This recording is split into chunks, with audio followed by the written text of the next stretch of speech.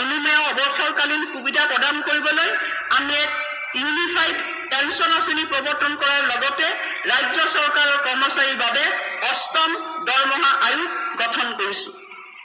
আমি অংগনবাড়ী কৰ্মীৰ মাহিলী পাৰিতোষিক ৬,৫০০ টকাৰ পৰা ৮,০০০ টকালৈ, অংগনবাড়ী সহায়িকাৰ পাৰিতোষিক ৩,২৫০ টকাৰ পৰা ৪,০০০ টকালৈ, পোষণ ৰান্ধনিৰ পাৰিতোষিক ১৫০০ টকাৰ পৰা ২,০০০ টকালৈ বৃদ্ধি কৰিছোঁ। একেদৰে আশা কৰ্মীসকলৰ পাৰিতোষিক ৩,০০০ টকাৰ পৰা ৪,০০০ টকালৈ বৃদ্ধি কৰা হৈছে আৰু আশা ছুপাৰভাইজাৰসকলৰ পাৰিতোষিক ৯,০০০ টকাৰ পৰা ১০,৫০০ টকালৈ বৃদ্ধি কৰা হৈছে। ৰাজ্যখনৰ মধ্যাহ্ন ভোজন কৰ্মচাৰীসকলৰ মাননীয় ৯,০০০ টকালৈ বৃদ্ধি কৰা আৰু ২ নম্বৰ মধ্যাহ্ন ভোজন কৰ্মচাৰীসকলৰ মাননীয় ১০ মাহৰ পৰিৱৰ্তে ১২ মাহৰ মাননীয় আদায় দিয়াৰ ব্যৱস্থা কৰা। ৩ নম্বৰ মধ্যাহ্ন ভোজন কৰ্মচাৰীসকলক নিযুক্তি পত্ৰ দি চাকৰি নিয়মীয়াকৰণ কৰা। ৪ নম্বৰ হৈছে মধ্যাহ্ন ভোজন কৰ্মচাৰীসকলক সময়মতে মাননীয় আদায় দিয়াৰ ব্যৱস্থা কৰা। এই চাৰিটাই আমাৰ কাৰ্যসূচী। মূল দাবীটো এইখিনিয়ে আমাৰ চাৰিটাই।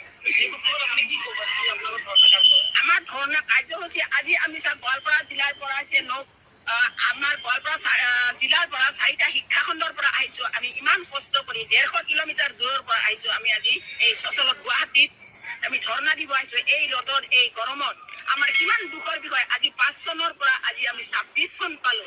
কিমান বছৰ হ'ল আমাৰ, কিমান দুখৰ কথা। কিন্তু আজি 1000 টকাত চলিব পাৰে নেকি? আজিৰ দিনত বস্তুৰ ইমানেই দাম। আজি মিঠাতেলৰ 200 টকা লিটাৰ, চাউলৰ 42 টকা কিলো, তেতিয়াহ'লে আৰু বেলেগতো শাক চব্জিটো বহুত দাম আছে। তেনেহ'লে আমি সেই আজিকালি 1000ৰ পিছত 2000 দিয়া হ'ল। 2000 হ'লেও আমাক 8 তাৰিখ মানত দিব 1000 আৰু 14-15 তাৰিখত দিব 1000। এই টকা আমাৰ কি হয়? আমাৰতো ল'ৰা ছোৱালী আছে। এই ল'ৰা ছোৱালীবিলাকক দৈনিক স্কুলত গ'লে 10 টকা 20 টকা লাগে আৰু হাইস্কুলত যোৱা ল'ৰা ছোৱালীবিলাকতো 20 টকাত বাহিৰে সিহঁতে নাযায়। ইমান খোজে মাকৰ পৰা, কিমান দুখৰ কথা দিব নোৱাৰিলে। আজি আমি হাজিৰা কৰিব যাব নোৱাৰো। আজি আমি খেতি বাতিৰ দিন, কিন্তু আজি 300, 350, 400 টকা হাজিৰা। তেনেস্থলত আজি আমি স্কুলত কাম কৰি এই 1000 বা 2000 টকা আমাক যদি একেলগে দিল হয় তথাপিও আমাৰ ভাল হয়। কিন্তু 1000 টকা 2000 টকা একেলগে নিদিয়ে। আমি কেনেকে চলিম? সেইকাৰণে আমাৰ দুখৰ বিষয় যে আজি আমি ইমান কষ্ট কৰি এই ৰ'দত গৰমত আমি ইমান কষ্ট কৰি আমি আজি ইয়াত বহি। মই বিধায়ক নতুনকৈ নিৰ্বাচিত হোৱা বিধায়ক ডাঙৰীয়াক মই ধন্যবাদ জ্ঞাপন কৰিছোঁ। তেখেতৰ সমষ্টিটোৰ লগতে সামগ্ৰিকভাৱে আমি জিলাখনৰ গোটেইখিনি তথ্য দিছোঁ। মই নিজে জিলাখনলৈ গৈছিলোঁ। তাত গৈ পেলাই গোটেইখিনি কনষ্ট্ৰাকশ্যনৰ মনিটৰ কৰিছিলোঁ আৰু কৰি পেলাই কামবিলাক স্পীড আপ হ'ব দিছোঁ। এই যিখন এই মডেল অংগনবাড়ী কেন্দ্ৰবিলাক যে আমি নিৰ্মাণ কৰি আছোঁ, তাত আচলতে একোখন কনষ্ট্ৰাকশ্যন কমিটি থাকে আৰু সেই কনষ্ট্ৰাকশ্যন কমিটিবিলাকে তাত স্থানীয়ভাৱে কাম কাজবিলাক কৰে। মই বিধায়কগৰাকীকো মই অনুৰোধ জনাইছোঁ যে তেখেতে যাতে নিজেও কনষ্ট্ৰাকশ্যন কমিটিসকলৰ লগত বহি পেলাই কাম কাজবিলাক যাতে ক্ষীপ্ৰ কৰিব পাৰে, তেখেতেও নিৰ্দেশ দিব পাৰে, মই অনুৰোধ জনাইছোঁ। আৰু সদনত ইয়াত যথেষ্ট সকলো বিধায়ককে মই অনুৰোধ জনাইছোঁ। ইতিমধ্যে যদিও প্ৰশ্নটো মই গোটেই অসমৰ কথাই ময়ে কৈছোঁ যে অসমত আমি যোৱা সময়ছোৱা প্ৰায় 9000ৰো বেছি মডেল অংগনবাড়ী কেন্দ্ৰ আমি অনুমোদন দিছিলোঁ আৰু সেই মডেল অংগনবাড়ী কেন্দ্ৰসমূহৰ ভিতৰত প্ৰায় 4000ৰো বেছি কেন্দ্ৰ ইতিমধ্যে নিৰ্মাণ হৈ উঠিছে আৰু যিখিনি কেন্দ্ৰ ইতিমধ্যে আণ্ডাৰ কনষ্ট্ৰাকশ্যনত আছে সেই কামখিনি ক্ষীপ্ৰতৰ কৰিবৰ কাৰণে মই নিজেও জিলাবিলাকলৈ গৈছোঁ আৰু আহিব লগা সময়ছোৱা মই জিলাবিলাকলৈ নিজে যাম আৰু বিধায়কসকলৰ লগত থাকি পেলাই সেইখিনি যিমান পাৰোঁ আমি স্পীড আপ কৰিবৰ কাৰণে চেষ্টা কৰিম। আৰু লগতে আমি এটা কথাও কৈছিলোঁ যে নিজৰ নিজৰ সমষ্টিত বিধায়কসকলে যদি নেতৃত্ব দিয়ে তেতিয়াহ'লে মডেল অংগনবাড়ী কেন্দ্ৰসমূহ আমাৰ পঞ্চায়ত আৰু ৰুৰেল ডেভেলপমেণ্টৰ পুঁজি থাকে, তাৰেও তেওঁলোকে পুনৰ নিৰ্মাণ কৰিব পাৰে। আৰু ইতিমধ্যে আমি কেন্দ্ৰীয় চৰকাৰলৈ আমি লিখিছোঁ যে অসমত বাকী থকা যিবিলাক মডেল অংগনবাড়ী কেন্দ্ৰ আছে তাৰ পুনৰ নিৰ্মাণৰ কাৰণে আমি পুঁজি বিচাৰিছোঁ।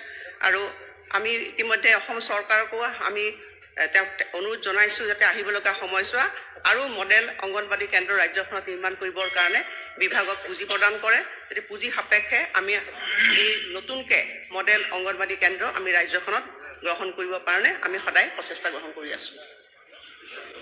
অধ্যক্ষ মহোদয়, তাৰমানে মই আকৌ জানিব বিচাৰিছিলোঁ এই যে ভেকেণ্ট হৈ থাকিল কৰ্মী আৰু হেল্পাৰৰ ভেকেণ্ট পোষ্টটো আচলতে এটা নিয়মীয়া প্ৰক্ৰিয়া। ভেকেণ্ট হয়, আমি পোষ্টবিলাক ফিল আপ কৰি থাকোঁ। আপোনাৰ যদি কিবা আপোনাৰ সমষ্টিত তেনেকুৱা ধৰণৰ ভেকেণ্ট পোষ্ট আছে মোলৈ লিখিব, মই সেইখিনি পূৰণ কৰিবৰ কাৰণে আপুনি নিৰ্দেশ দিম।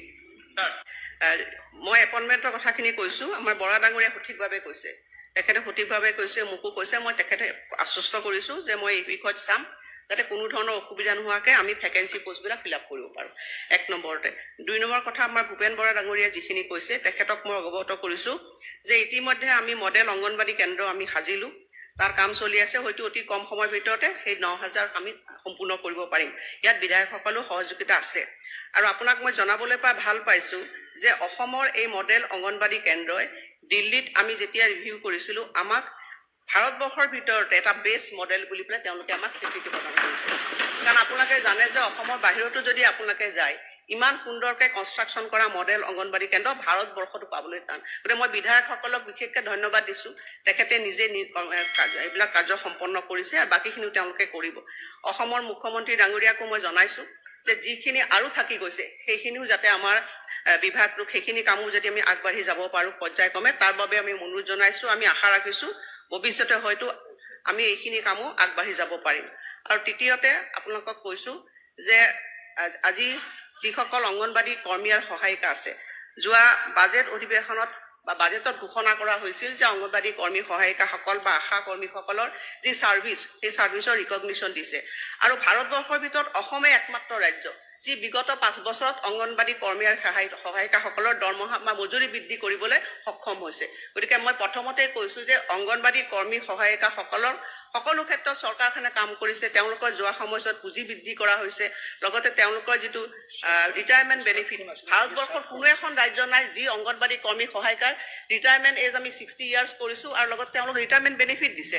গতিকে যোৱা সময়ছোৱা বা বৰ্তমান চৰকাৰখনে যোৱা সময়ছোৱাত অংগনবাড়ী কৰ্মী সহায়িকাৰ লগতে আমাৰ যিখিনি ফ্ৰণ্টলাইনাৰ কৰ্মীসকল আছে তেওঁলোকৰ কাৰণে যথেষ্টখিনি কাম কৰিছে। গতিকে মই বিধায়কসকলক অনুৰোধ জনাইছোঁ যে আপোনালোকৰ নিজা নিজা অংগনবাড়ী কেন্দ্ৰবিলাকক আপোনালোকে নিজে গৈ তাত মনিটৰ কৰক আৰু আপোনালোকেও কিছু আগ্ৰহ যদি প্ৰদৰ্শন কৰে কৰ্মীসকলক কথা পাতি পেলাই যাতে আমাৰ ছাৰ্ভিচখিনি যাতে সুন্দৰভাৱে দিব পাৰে, মই তাৰ কাৰণে সকলোৰে সহযোগিতা কামনা কৰিছোঁ।